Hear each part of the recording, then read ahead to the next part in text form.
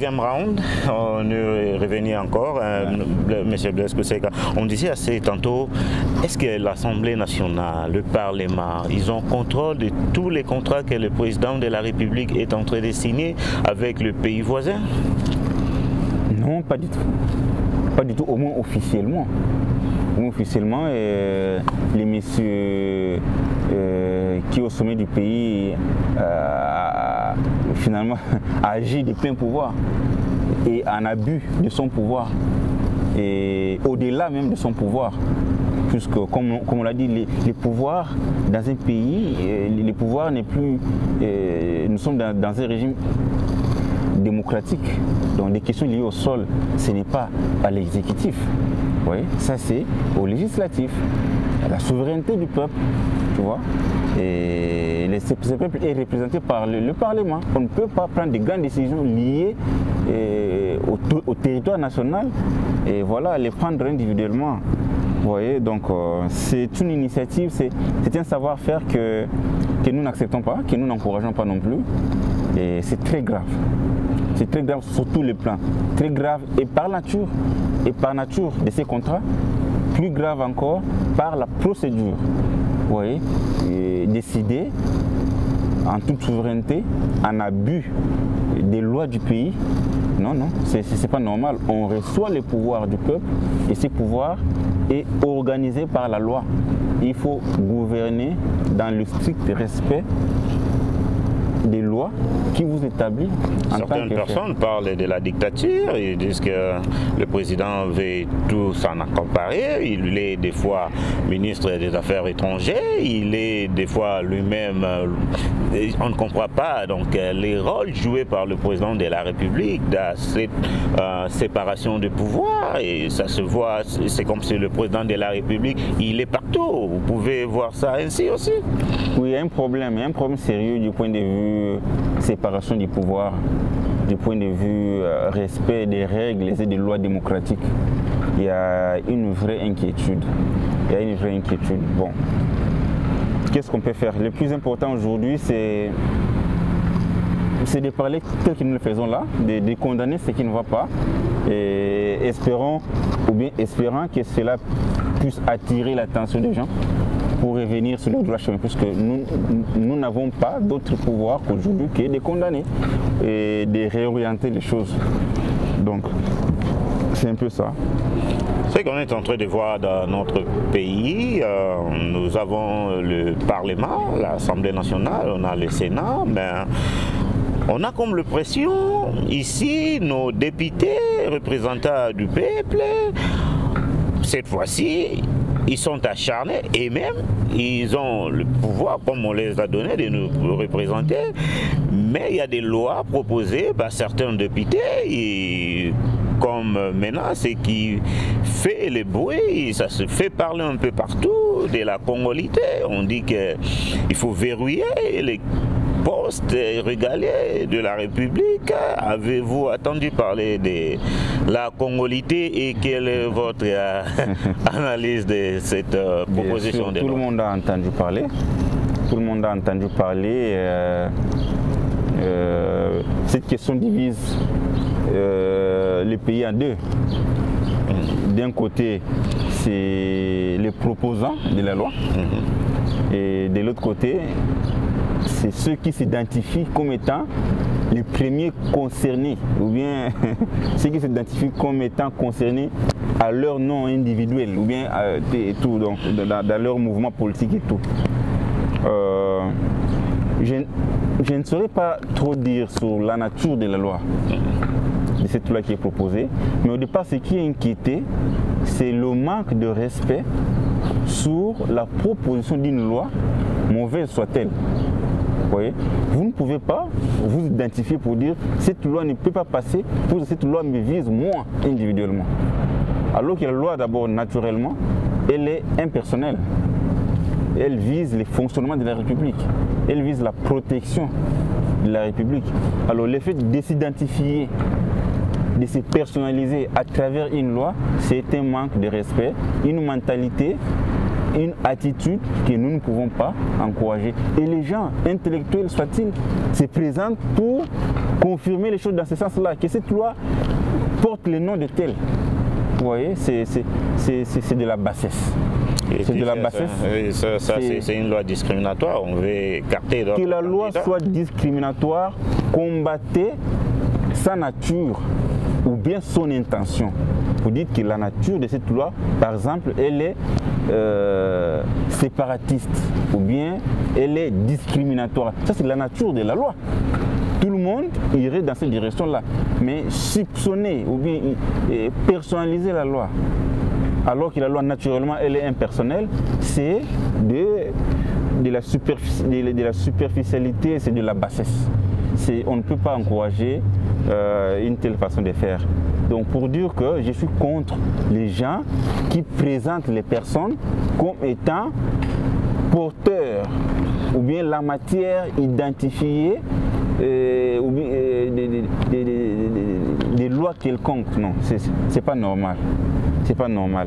Discutons sur la nature de la loi, soupçonnons les intentions derrière, prouvons la normalité ou l'anormalité de la loi, prouvons tout ce que nous pouvons soupçonner des biens ou des mal derrière cette loi.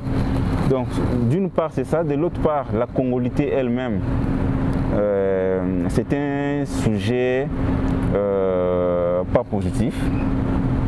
Et un Congolais, c'est lui d'abord qui a les sentiments d'appartenance au Congo. Puisque tu as les sentiments, tu reconnais le Congo comme étant un état où ton âme est ancrée, ton âme est arrachée, est accrochée, tu vois, tu es Congolais. Mais cela ne suffit pas. Ça ne suffit pas. Et dans tout pays, c'est pas tout le monde qui est accessible à la plénitude de ses désirs dans une république. Tu peux effectivement aimer un pays, mais ta condition peut t'empêcher à exercer certaines fonctions. Ouais. Cela n'est pas nécessairement discriminatoire. Par exemple, quelqu'un par exemple qui vit avec l'handicap, par exemple, il n'était pas servi dans l'armée. Ouais. Pas servi dans l'armée. Quelqu'un qui a un tel problème peut être non éligible dans un domaine ou dans un autre. Vous voyez? Alors, et la question de la congolité. Est-il important à ce niveau de parler de cette loi? Vous pensez à l'état où notre pays se trouve? Il y a des guerres partout, il y a l'insécurité, il y a le problème que vous venez d'énumérer tout à l'heure, le tribalisme plutôt. Vous pensez que la loi a sa place maintenant là? Je pense que le moment est un peu hypothéqué. Mais quelqu'un, pour des gens qui ont le respect pour la République et pour les gens qui aiment leur République, ils ne peuvent pas s'acharner à la loi. Okay. Puisque nous avons suivi l'année dernière, par exemple, en Grande-Bretagne, on a expulsé un garçon qui a épousé une fille noire. Un garçon de la famille royale. On l'a sorti de la cour royale en Angleterre, puisqu'il a épousé une noire. Vous voyez? Et qu'un sang étranger, notamment un Africain, ou bien d'un Africain, ne peut pas se retrouver dans la cour royale du fait que cette lignée qui est étrangère, un jour peut se trouver au sommet de la République et peut-être créer des problèmes à la souveraineté de l'État. Vous voyez? Alors la première disposition d'un fils du pays éduqué, discipliné et qui est respectueux de sa patrie, la première disposition est de s'incliner à la loi, de s'agenouiller devant la loi. Comme on dit, dura lex, sed lex. Donc vous ne pouvez pas combattre une loi en toute indiscipline, en toute voyoucratie. Donc c'est pas concevable. Alors, donc pour dire que même si la loi partait d'une mauvaise intention, mais la manière de s'en occuper est négative. Il faut savoir discuter poliment en tout respect de la République ainsi que de ses lois, puisque nul n'est supérieur à la loi dans un pays dans un pays, personne ne peut être supérieur de la loi pour la combattre impoliment. Donc, je suis aussi contre les gens qui essaient de généraliser le débat. Le débat a ciblé une fonction donnée. On dit on doit sécuriser la fonction du président de la République, vu la situation actuelle du pays, d'infiltration et puis de subordination. Vous voyez, on veut protéger une loi. Alors les gens s'en servent pour généraliser. Oh non, si vous protégez pour ça, voilà, c'est discriminatoire puisque et tout. Non. Pourquoi vous êtes en train de généraliser malhonnêtement? Vous êtes en train de tirer les débats dans tous les sens malhonnêtement, alors qu'il y a une question précise. Il y a une question précise dont l'intention n'est pas discriminatoire. L'intention est effectivement protectrice de la République par la première institution du pays. Vous voyez? Donc, pour dire que nous aimerions voir les gens exprimer le respect qu'ils ont envers la République au cas où l'orientation de la loi jouait contre leurs attentes et leurs intérêts. Nous verrons s'il y a des gens effectivement qui sont patriotes. Qui sont patriotes en tant que futurs candidats de la République, bien en tant que soutien d'un individu qui aspirait à une république. Puisque si tu aimais réellement le pays et qu'une loi t'empêche à aller vers tes ambitions, tu ne vas pas mettre à feu une république que tu prétends aimer pour la servir. Il faut d'autant s'incliner. Voilà, il faut s'incliner devant la loi. D'où l'ex, c'est de l'ex. Si vraiment tu aimais le pays pour prétendre la servir, tu aimais la patrie pour prétendre la servir et que quelque chose t'handicape, nous aimerions aussi voir les niveaux effectifs de ton patriotisme. Tu vois, si au cas contraire, si tu es prêt à tout à cause d'une fonction, et on se voit des au gens détriment. Qui font la prison déjà à propos de cette loi. Il y a le porte-parole, le président de Ligue des jeunes de l'Assemblée de Moïse Katumbi, Jacques Indala, qui est déjà... oui, je comprends. Je ne suis pas contre cette arrestation, moi. Excusez-moi en tout cas, je ne suis pas contre cette arrestation pour plusieurs raisons. Si la procédure a été mauvaise, mais la démarche de débattre n'est pas élégante. La démarche de débattre les choses n'est pas élégante. Voyez, nous parlons un peu comme des bandits. Et puis moi j'étais curieux de voir l'énergie déployée pour défendre un individu. J'étais très curieux de voir l'ampleur des énergies déployées pour défendre un individu. Tout ce qu'on est prêt à faire contre ses propres frères, contre la République, au profit d'un individu, et avoir la situation actuelle du pays où nous avons des énergies pareilles pour défendre nos frères et sœurs qui meurent au quotidien. Nos frères et sœurs qui meurent au quotidien et au silence total de nos compatriotes. La République qui est bafouée, qui est écrasée, on marche dessus. On marche dessus jusqu'à ce que les étrangers viennent s'en faire leur bonheur à leur gré, paisiblement. Alors que des lois, je dirais des lois incendiaires s'érigent contre la République, des contrats malhonnêtes, des contrats de traîtrise s'érigent contre la République sous silence total des individus. On tue, on pille, on viole, on fait tout sous silence total des individus. Et quand on va toucher à un individu, à l'ambition d'un citoyen comme tout un citoyen, on s'élève, on est prêt à tout. C'est regrettable. Ces énergies, on aimerait bien les voir se déployer pour des causes utiles. Pour des causes utiles et d'intérêt général. Monsieur Blaise, écoutez, il y a une petite question là-dedans. Comment connaître qui est congolais, qui ne l'est pas? Dans un pays comme le nôtre, donc on n'a même pas les cartes d'identité. Il n'y a pas un recensement. D'ailleurs, l'effectif de la population congolaise est toujours estimé. On estime ça, ça fait longtemps qu'on a estimé qu'on est plus de 80 millions d'habitants, mais comment connaître qui est congolais, qui ne l'est pas? Oui, le problème est sérieux. Le problème est sérieux. On n'a jamais passé au recensement de la population et on n'est jamais passé disons, le recensement n'a jamais eu lieu. Et puis après le recensement, on doit passer à l'identification. D'abord, c'est l'identification de la l'identification des citoyens, de la population, et puis on passe au recensement. Ça n'a jamais été fait. C'est la question qui est très centrale et capitale pour la bonne marche des choses dans un pays. Et généralement, quand on en parle, c'est pour des gains politiques. Et tout, donc, est congolais, c'est lui qui peut démontrer, aujourd'hui, est congolais, c'est lui qui peut démontrer par sa généalogie qu'il est effectivement congolais. Des pères ou des mères, des mères ou des pères et des mères, ou par adoption. Vous voyez? Donc, si tu peux le démontrer par ta généalogie, témoin à l'appui, donc voilà, tu es congolais. Et c'est pas recensement local. Il faut retourner dans le village, voir qui était son grand-père, qui était celui-là. Bien sûr, il faut donner le nom de ton village, il faut donner le nom de ton chef coutumier. Et puis, et congolais, c'est lui qui peut démontrer qu'il est congolais. Et congolais, c'est lui dont le parcours est démontrable qu'il est congolais. C'est pas facile. Et c'est pas difficile non plus.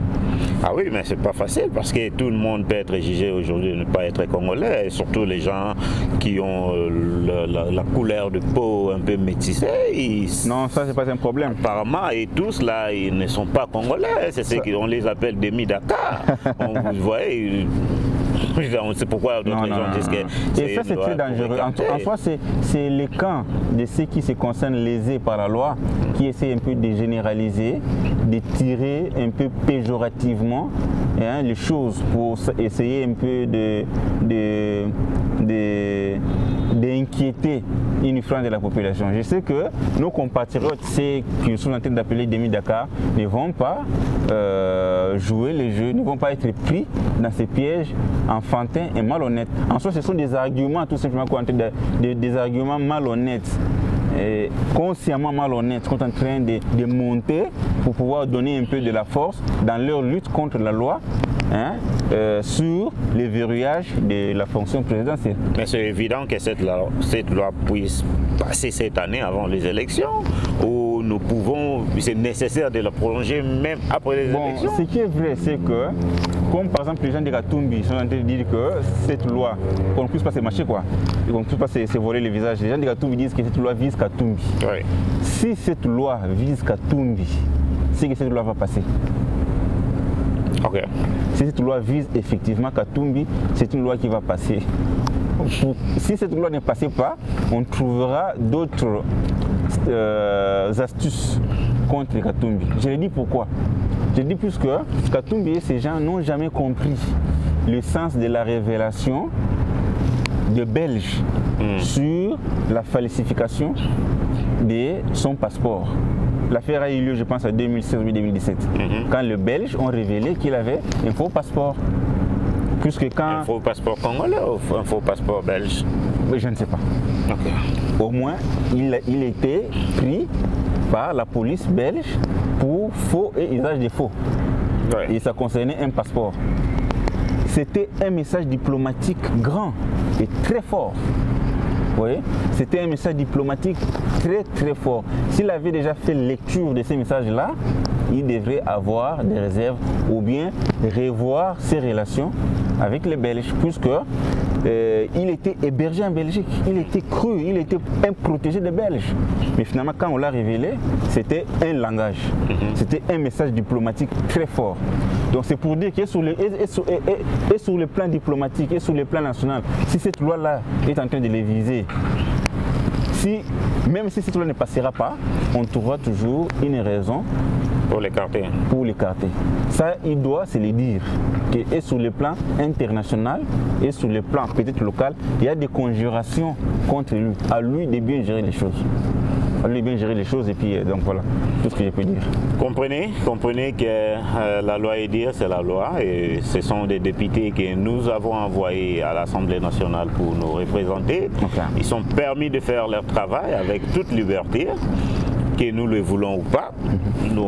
On doit s'incliner, veillons voir l'évolution de cette proposition de loi, si cela ne peut que prendre jour ou prendre naissance.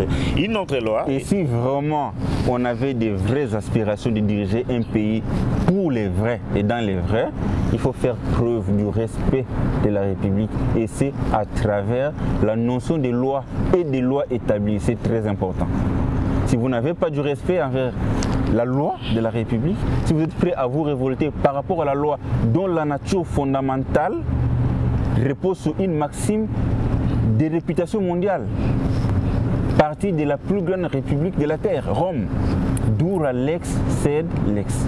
Si effectivement on avait des aspirations sérieuses, positives et fécondes pour son pays, qu'on aime au plus haut point jusqu'à prétendre le servir, il faut respecter la loi. C'est très important. Et pour vous-même en tant que leader et pour ceux qui vous entourent. Ce n'est pas normal. Cracher sur la loi et la vilipender et tout. Nous pouvons tous la combattre de par sa nature, mais de passer visée, mais ne pas s'en servir pour créer encore des motifs de division, tirer les choses, pour créer une crise nationale et tout, malhonnêtement. Non, c'est pas normal. Que nos frères qui sont métis noirs ou bien métis de peau et tout, vous êtes des Dakar qui ne se sentent pas concernés par cette manipulation. Nous nous aimons tels que nous sommes, tels que nous en faisons preuve.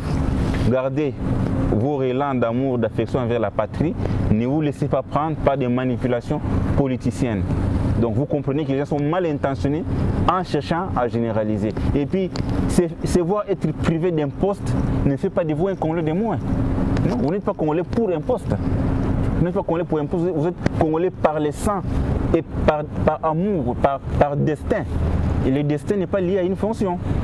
Ouais, c'est un débat, disons, de très bas étages. Merci bien. Monsieur Kousseka, vous êtes politologue, vous êtes philosophe, vous êtes, je dis, sociologue, vous connaissez au moins un peu nos lois coutumières. Une autre loi qui vient d'être mise à l'Assemblée nationale par un jeune député que je cite, M. Daniel Mbaou, maître avocat et juriste de son État. Il vient de déposer une loi qui cite la dot au niveau de notre pays. Il dit très bien que les filles de la capitale de Kinshasa seraient mariées à $500 comme dot, et c'est de nos provinces, la dot est venue à $200. Je ne sais pas, selon votre expérience, est-il nécessaire de fixer les dots dans notre code de la famille ou vous pouvez dire un mot? Bon, d'abord, ce jeune député, apparemment, il n'a jamais lu la loi de la République sur les droits coutumiers en matière du mariage. Il y a déjà des estimations, de facturations des choses en ce qui concerne les mariages. À l'époque, depuis toujours, ça a toujours été estimé. Depuis les temps ancestral, les ancêtres coutumièrement, ils savent qu'est-ce qu'il faut donner pour avoir une femme dans une culture et tout. Alors il faut savoir aussi que les lois de la République ne sont pas dictatoriales. La République ne prive pas de tout l'individu, ne dépouille pas l'individu de toutes ses décisions. Or l'individu naît dans un environnement restreint, coutumier, légiféré. C'est ça, si tu parles du droit coutumier, ouais. C'est un environnement légal restreint. Ça signifie que l'État ne dépouille pas cet espace restreint, coutumier. L'État ne le dépouille pas de toute sa juridiction, Tu comprends? Donc pour dire que ce qui forme la République démocratique au Congo aujourd'hui, c'est aussi les différentes cultures, telles que incarnées ou bien contrôlées par les chefs coutumiers. Et dans chaque coutume, il y a un fonctionnement approprié. La femme, à un certain moment, c'est le prestige, c'est l'honneur, c'est la vie, c'est l'amour. Il faut savoir faire preuve de cet amour envers la personne que tu veux prendre en mariage. Savoir faire preuve de cette considération vitale que la femme incarne. Et tout ça se traduit aussi par la dot. Et cette dot est portée de plusieurs manières et par plusieurs cultures. Il y en a qui préfèrent taxer. Voilà. D'une certaine façon, par exemple, dans l'est de notre pays, on demande des bêtes, des bangombe. Ils ont pour sa valeur na belle famille. Pour nous vraiment que aux mois si oyo descendance bakitani. La joie d'avoir une descendance. Tu peux symboliser cela par la dot. Tu peux symboliser aussi la joie d'avoir rencontré une personne. Tu vois? Mais ce qui est aussi vrai, c'est que les facturations aujourd'hui, surtout dans des villes, empêchent beaucoup l'accès au mariage. Ce qui est vrai qu'il y a un peu d'exagération. Moi, je pense que nous devons situer la chose sur son plan moral. Ouais. Sur le plan moral et psychologique. Nous devons moraliser, aborder les choses que, écoutez, faire revenir les gens à la normale. Pour dire qu'il y a un peu d'excès, trop d'exagération, et cela arrive jusqu'à préjudicier, vous voyez, nos filles ou bien nos garçons qui aimeraient bien se marier, mais la sous-facturation essaie un peu d'inquiéter. Et les gens sont condamnés à vivre célibataires malgré eux, contre leur propre gré. Vous voyez? Donc, dans cette approche-là, un devoir de conscientisation ou bien de démoralisation peut s'avérer important. Mais aller dire aux gens qui écoutez, nous vous obligeons de pouvoir fixer, je ne sais moi, la dot à ceci. Non. Un parent peut avoir le prestige de donner sa fille. Ma fille à Kinshasa va être chère au village. Ça dépend. Ça dépend. Ça dépend. La facturation, les accords de la base na plus cher par rapport à la base de Kinshasa. On a un noko. La base c'est belé. Na tigala kozo. La mbongo est belé dans la personne à dot, ils ont $15. Ça dit que d'ailleurs c'est qui mobile il y a ça ceux qui $200 à dot et tout, et on n'a pas, disons, dans notre famille ou bien dans notre culture, sans chercher à entrer dans les détails, les gens ne sont pas exigeants. Okay. Les gens ne sont pas très exigeants. Et ce qui fait la joie, c'est le mariage. Mais si vous voulez, et je pense que le tout aussi dépend aussi des moyens du garçon. Si les garçons c'est moyen, tu as la luxe, c'est pas le problème. Mais c'est faire un devoir moral de conscientiser et moralement, psychologiquement, sociologiquement, que par rapport à la situation actuelle du pays, on aimerait situer les choses à un certain équilibre et tout. C'est pas mal, mais aller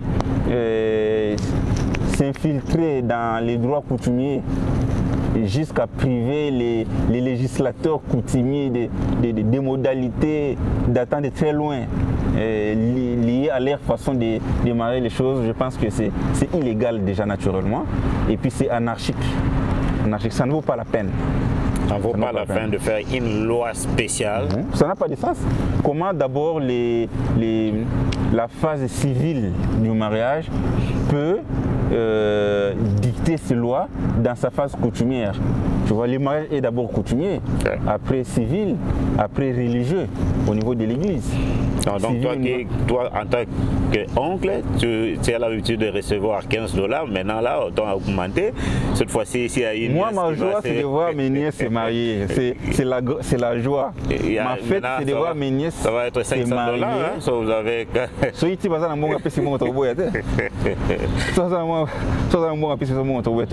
Mais le plus important, c'est Moutoua Bala. En tout cas.